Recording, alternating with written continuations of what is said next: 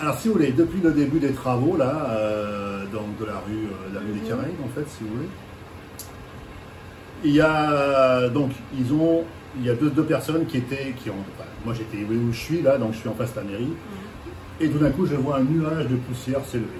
Donc je sors et je vois deux employés avec une tronçonneuse à béton dans ce nuage de poussière de béton. Je suis immédiatement descendu en disant mais mettez de l'eau, vous ne pouvez pas respirer ça, c'est inadmissible, ils n'ont pas de masque, ils n'avaient rien. Enfin, on ne peut pas accepter que les travaux qui sont faits à Marie-Galante ne soient pas en sécurité, comme tous les autres travaux du reste. On va rappeler que, alors vous êtes, c'est votre métier? Oui, je suis ingénieur de travaux, en génie civil. Vous avez justement le gilet, ouais, vous travaillez avec quelle société? Razelbeck. Et qui intervient sur quel chantier? L'aéroport. Simplement.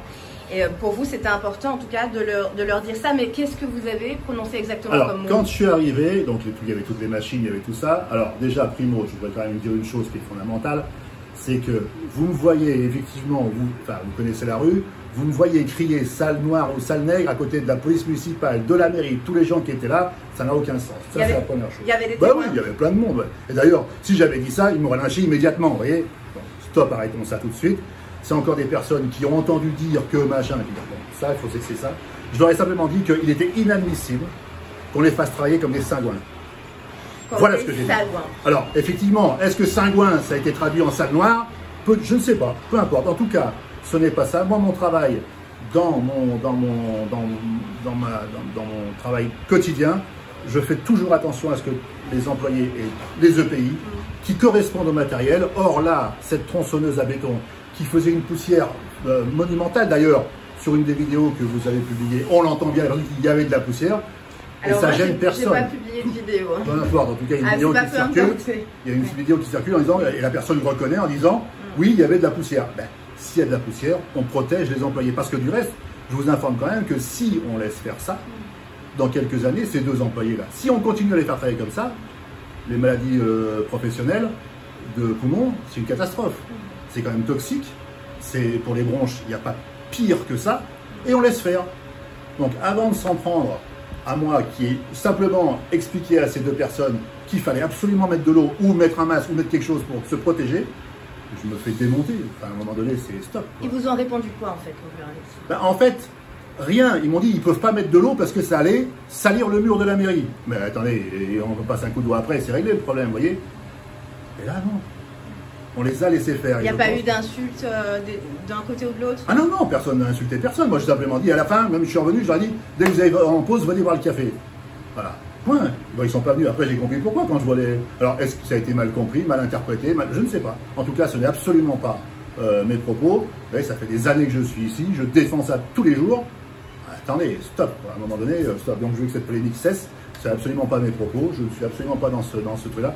En plus du reste, j'ai aussi que je suis un fils d'immigré, donc je ne veux pas être raciste du tout, vous voyez. Bon, voilà. Donc vous n'êtes pas raciste? Ah bah non, mais attendez, on est où là? Non, mais sûr que non, je ne suis pas raciste.